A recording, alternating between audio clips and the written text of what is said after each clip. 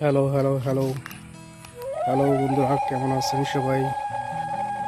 ওই তো আমি এখন বাড়িতে, আমার বাড়ির চিরচেনা পথ, যে পথেই আমি হেঁটে বেড়েছি, বড় হয়ে গেছি, এখানেই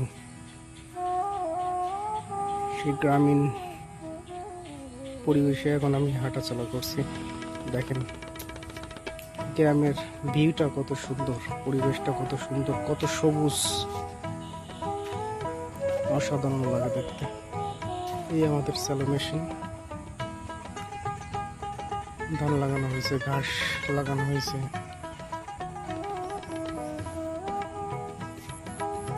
পাট বেছে পাট কাঠিগুলো শুকানোর জন্য দাঁড়া করে রাখা হয়েছে।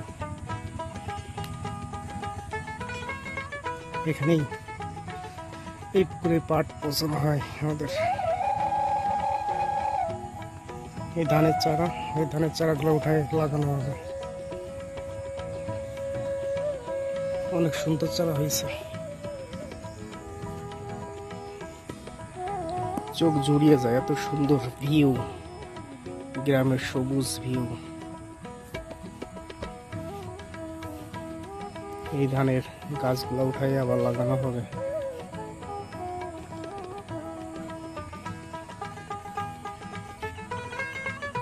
এইগুলো আমাদের ধানের চারা।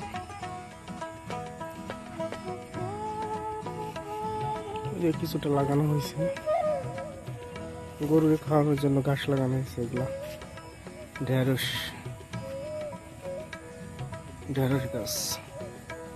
ছোটবেলায় এই ঢেঁড়স গুলো অনেক খেয়েছি, কাঁচা অবস্থায় অনেক খেয়েছি, অনেক সুস্বাদু লাগে, খাই একটা, অনেক মজা লাগে আমার কাছে এই ঢেঁড়স গুলো।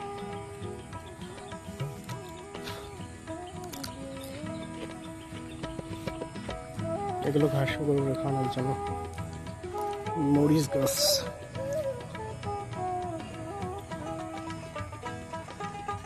মরিচ গাছগুলো নষ্ট হয়ে গেছে, মরে গেছে।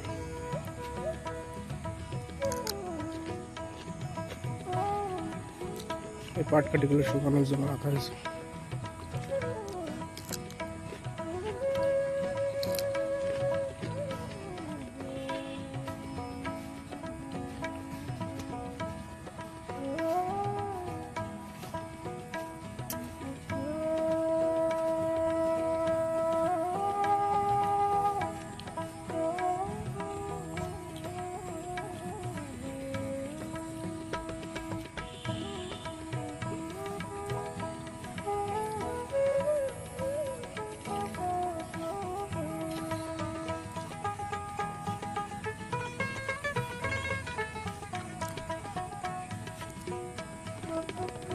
এগুলো পুরন, হ্যাঁ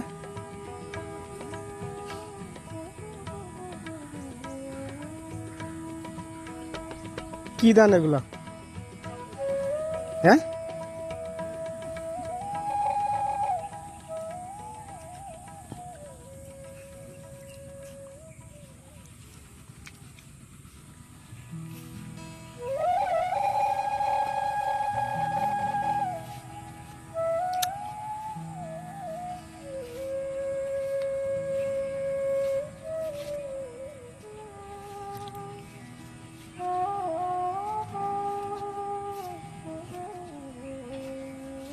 এই পাটখড়িগুলো জ্বালানি হিসেবে ব্যবহার করা হয় আমাদের দিকে,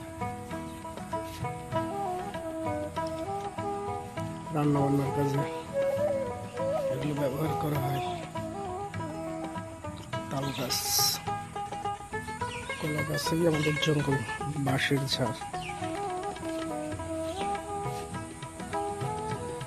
এই পথে একটা সময় দৌড়াদৌড়ি করেছি, এখন জীবনের বেঁচে থাকার তাগিদে গ্রাম ছেড়ে অনেক দূরে থাকা লাগে। এই সেই পথ, এই সেই এলাকা, এখানেই জীবনের শুরুটা এখানেই শুরু হয়েছে। ধন্যবাদ বন্ধুরা, ভালো থাকেন, দোয়া করেন। আমাদের বাড়ির পরিবেশ, আমাদের গ্রামের গ্রামের পরিবেশটা কেমন কমেন্ট করতে ভুলবেন না।